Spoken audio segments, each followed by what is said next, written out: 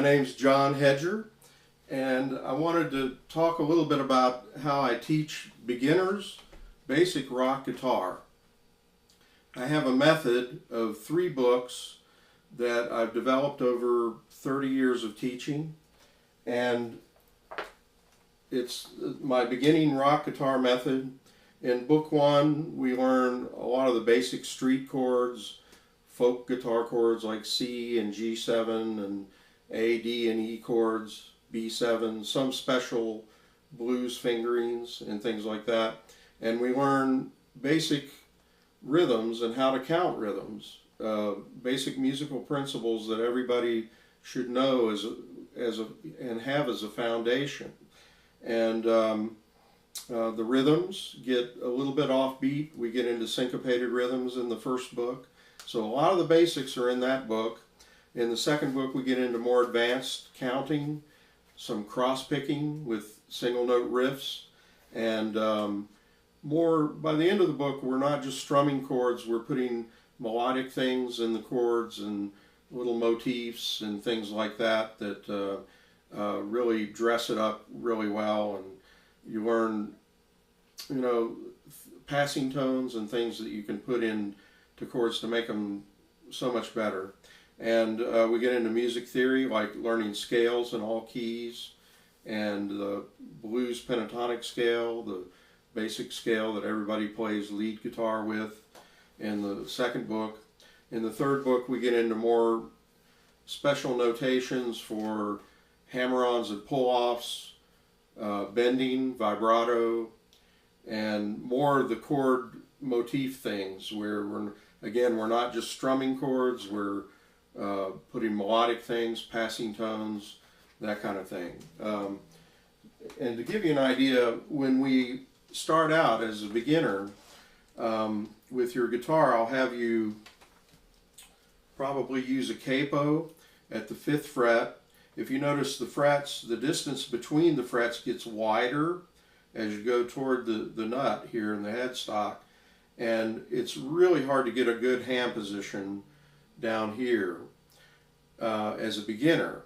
So up here it's much easier to get 4 fingers to 4 frets. So we would use a capo. One of the first riffs we learn in the first book is very easy. It's 0474, and we're reading tablature, which is strings and frets, but the tablature has rhythm, and we learn to count the rhythms. But here's the first riff, 0474.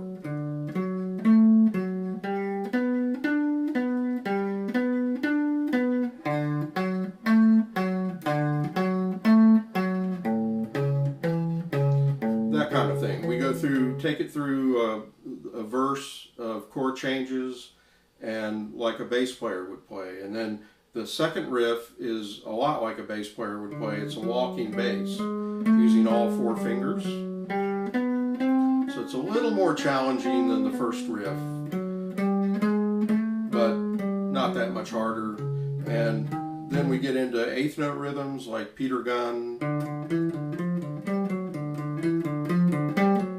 little faster rhythms, and that's really rock rhythms. Rock rhythms are 8th note counting, more or less, and also blues rhythms like triplets, 2 3 2 2 3 3 2 3 4 2 3.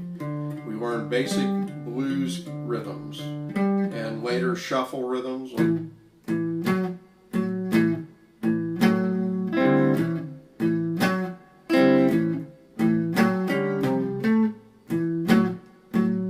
that's a spin-off of the triplet rhythm, 1 2 3 2 2 3 3 2 3 4 2 3 1 2 3, and so on. And then as we progress, by the end of the first book, toward the end, we'll have riffs that are a little more advanced and mix chords and riffs together, like this rock blues riff.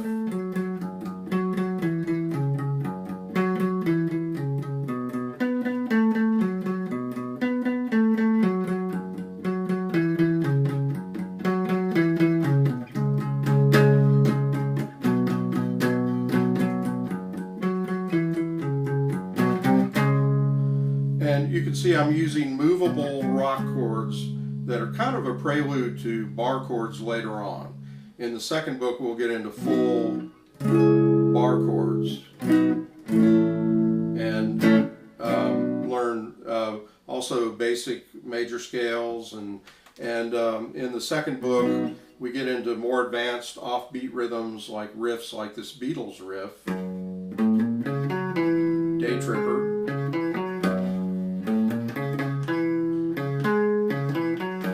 And we do a lot of riffs in that kind of fingering that are blues, like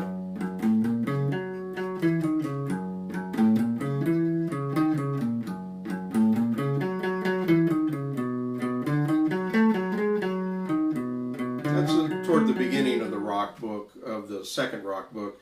And then in the third rock book, we, again, we're not just strumming chords anymore, we're putting different techniques and passing tones and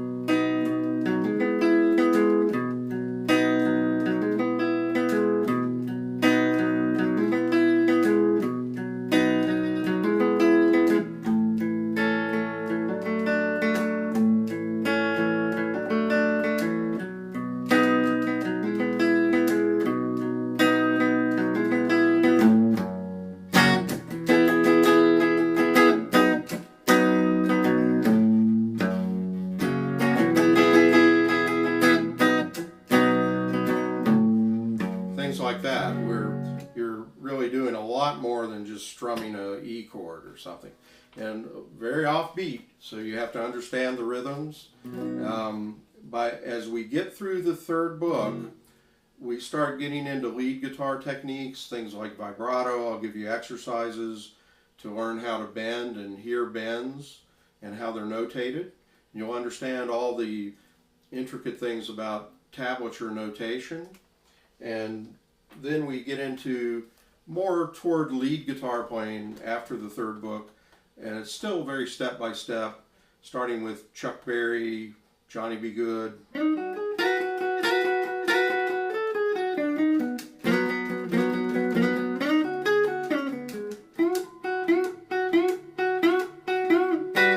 Things like that, and Purple Haze by Jimi Hendrix.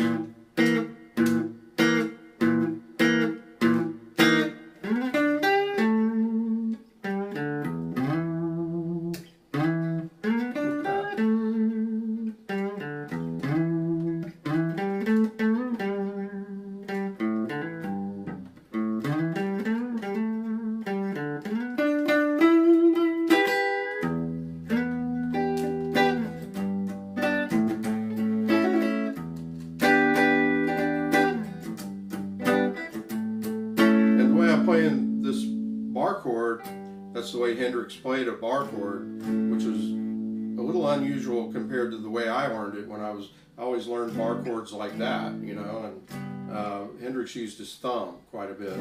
So we learn, you know, I think it's good to learn the techniques that the real masters played with, and you get their sound a lot better if you use their techniques. So the books are geared for real rock guitar techniques, and it's very step by step in that way. And by the end of the third book, you have a good grasp of basic rock guitar and things that, you know, when I was growing up, we had guitar methods that would teach you how to read music on the guitar and teach you the notes, but we'd be doing things like Go Tell Aunt Rhody or Buffalo Gals or Hot Cross Buns. You know, not very exciting for kids who wanted to really learn rock and roll. You know, I don't want to play Go Tell Aunt Rhody on, you know, I want to play rock. I want to play Chuck Berry. I want to play Beach Boys and Jimi Hendrix and Eric Clapton and so forth. And so beyond the third book, we get into actual solos that are written out note for note, and we can also get into fretboard theory, learning, say, a major scale and picking it apart, understanding how to harmonize in thirds and triads, and understanding what that's all about. And some people don't really want music theory, and we don't have to do that. But if you're into doing your own music and improvising and learning how to improvise, learning scale patterns,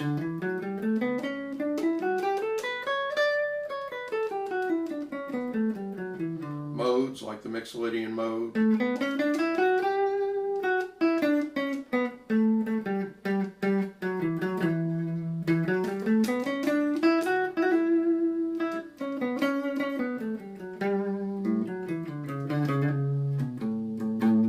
Grateful Dead use Mixolydian mode a lot, Dorian modes, those kind of things. If you want to get into jazz a little bit, we learn how to modulate to different keys and play scales in different keys.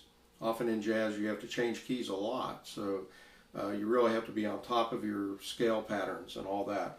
But we get into that, and it's going to take some time. It takes some time to learn, and to learn a good technique, a good solid foundation. And it can be frustrating. You'll go through frustrating periods, but we reach plateaus, and to get to the next level, it does take a little bit of work. It takes a little bit of rolling up your sleeves, and that's what I'm here for. I'm here to help you get to the next level that you want to go to. So I hope you'll join me at John Hedger Guitar Studio, and we'll learn some rock and roll and some blues along the way, and have a lot of fun, right?